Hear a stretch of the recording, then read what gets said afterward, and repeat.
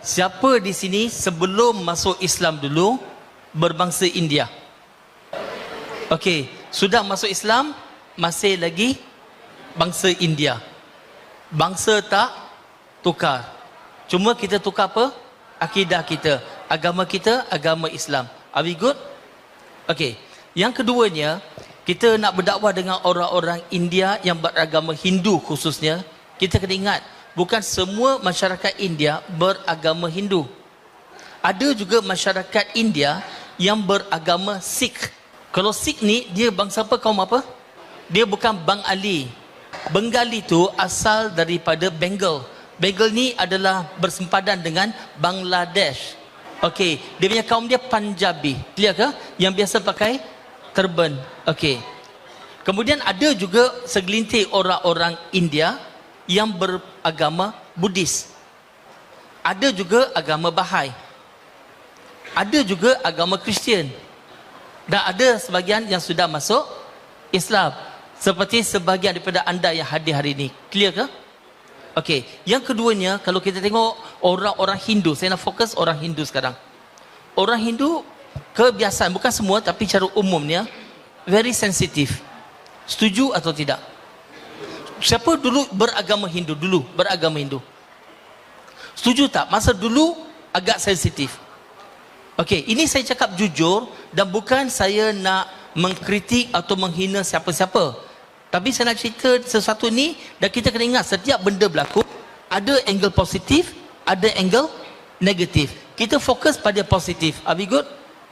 Okey, sekarang ni kebanyakan, saya tak kata semua, tapi saya kata majoriti orang Hindu dia kuat beragama. Pasal nak pergi kuil, pasal nak sembahyang atau apa-apa, dia kuat agama. Tapi cara sembahyang lain-lain.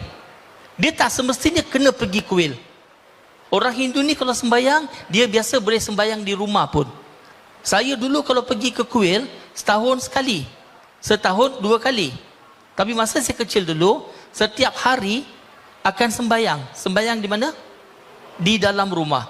Kecuali hari-hari tertentu, tak boleh sembahyang di rumah. Bila ada wanita dalam keluarga kita yang datang bulan. Boleh faham ke? Okey. Perkara ketiga, kebanyakan orang Hindu, dia kuat agama, tapi dia tak semestinya faham agama tu. Macam mana Ustaz Fitri bagi tahu tadi, dia pecahkan pada 3 kategori, betul tak? Satu, yang sembah berhala, dan betul-betul percaya berhala itu sendiri Tuhan. Kategori kedua, yang Brother Fitri kata apa? Dia sembah berhala, tapi dia kata berhala itu bukan Tuhan, tetapi melambangkan Tuhan yang mana akal manusia tak boleh nak langkaui. Dan kategori ketiga, langsung tak sembah berhala. Majoriti orang Hindu yang kita akan jumpa daripada kategori kedua.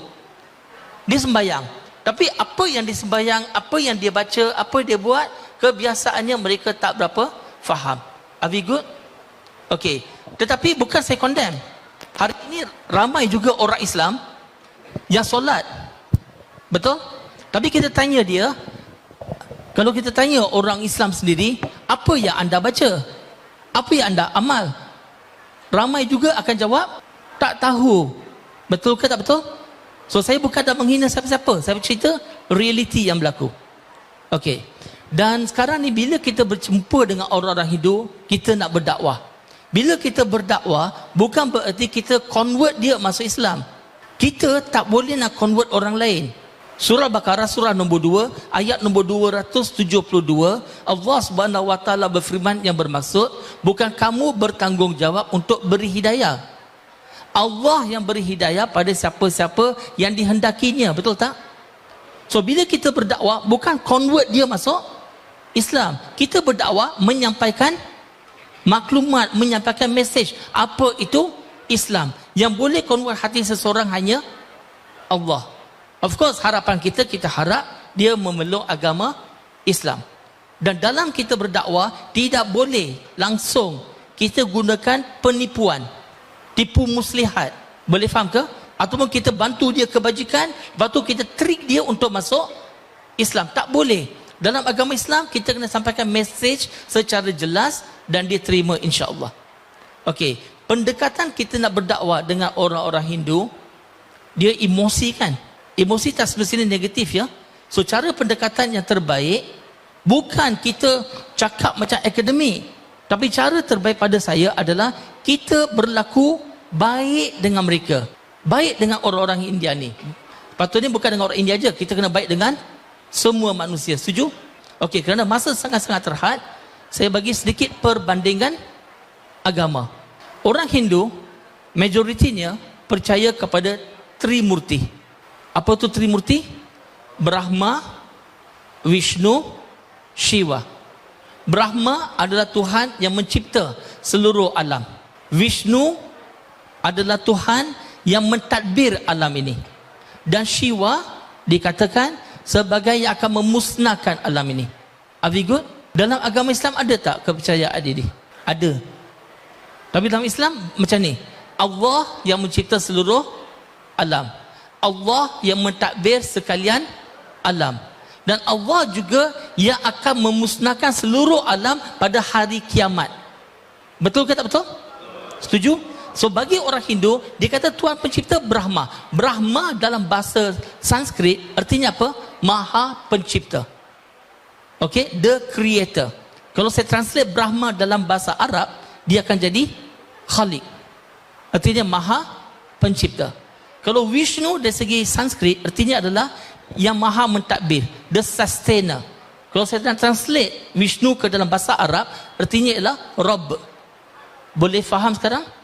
Kemudian ketiga-tiganya ada pasangan. Pasangan kepada Brahma adalah Saraswati. Pasangan kepada Vishnu adalah Lakshmi. Dan pasangan kepada Shiva adalah Parvati. Kalau Saraswati, orang Hindu akan sembah Saraswati untuk ilmu. Nak ada pakai ilmu, muzik, mereka akan sembah Saraswati. Kalau yang ambil exam dan sebagainya, biasanya dia akan menyembah kepada Saraswati. Dan sekarang dalam Islam, siapa yang bagi ilmu? Allah.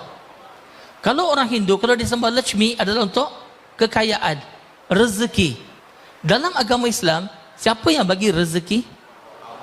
Allah. Dan mereka kalau sembah Parvati, Parvati juga dikenali sebagai Aman ataupun Shakti. Okey, Shakti artinya maha berkuasa. Dalam agama Islam, siapa yang maha berkuasa? Allah. Ini cara peribadi saya. Saya melihat orang-orang Hindu sebenarnya mahu menyembah Allah, tetapi mereka tak faham konsep tauhid yang ada dalam Islam. Mereka nak menuju ke arah itu, nak menyembah Allah, Tuhan yang satu, tapi mereka tak faham tentang tauhid. Sekarang cuba teka kenapa mereka tak faham tentang tauhid. Sebab orang Islam tak sampaikan dakwah kepada mereka. Betul tak? Dan siapakah dia orang Islam hari ini? Saya.